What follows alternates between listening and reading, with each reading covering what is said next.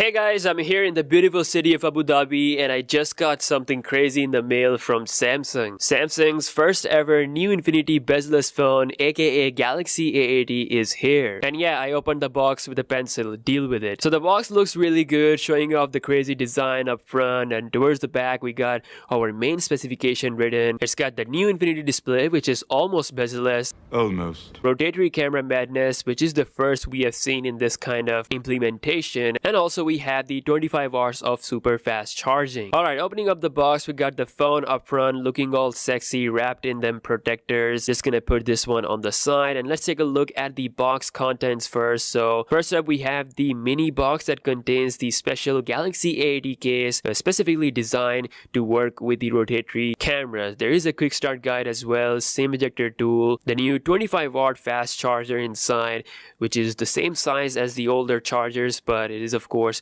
faster than them, and also there is the Type-C port on the charger. Then comes the Samsung headphones with Type-C, yes, because the Galaxy A80 does not have the headphone jack. It's one of the first phone to drop the headphone jack, similar to the Galaxy Note 10, so Samsung is pretty much preparing you for the future. Then finally we've got the Type-C to Type-C cable. Now there is no dongle out of the box, so you can't use your old headphones unless you buy the dongle from somewhere on the market. Anywho, let's take a look at this bad boy, looking really shiny, removing all the protectors, and time for the first boot up. And while it's booting up, let's admire the craftsmanship, the crazy design of the Galaxy A80. It is truly unique looking phone. Now it is rocking the full One UI on board, which is similar to the Galaxy S10 family, and it also has optical fingerprint scanner inside the display. So not the 3D one as the Galaxy S10 family. Again, I will be testing its speed really quick. First, I'm going to enroll my finger. Alright, we are done with the setup, and you can see the best part of the phone is actually the display. It's a 6.7-inch 1080p HD Super AMOLED panel, really bright and colorful, very minimal bezels, almost non-existent, all thanks to the crazy rotatory pop-up camera design. This has to be the best implementation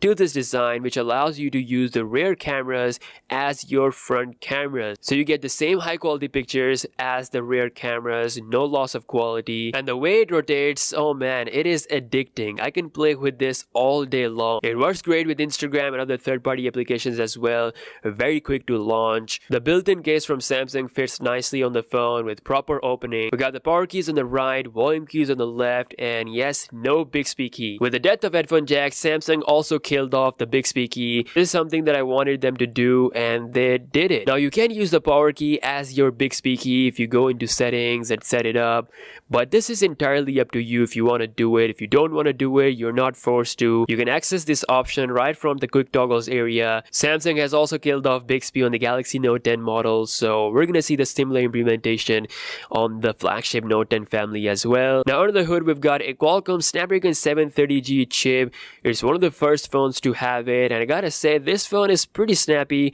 With 8 gigs of RAM, it will have the best RAM management. As for the benchmarks, this phone is almost as powerful in numbers as the Snapdragon 845. Almost. I mean, yeah, not quite, but it smokes the Galaxy Note 8 out of the water, so it's right between Snapdragon 835 and Snapdragon 845. Again, I'll be doing a speed test, so stay tuned for that. The fingerprint speed is okayish. I mean, I've seen much faster optical fingerprint scanners on other phones, so this should get improved via software update. Now, what about the cameras on these phones? So it's coming with a triple camera setup on the back, or I should say on the front. I mean, pretty much the same thing.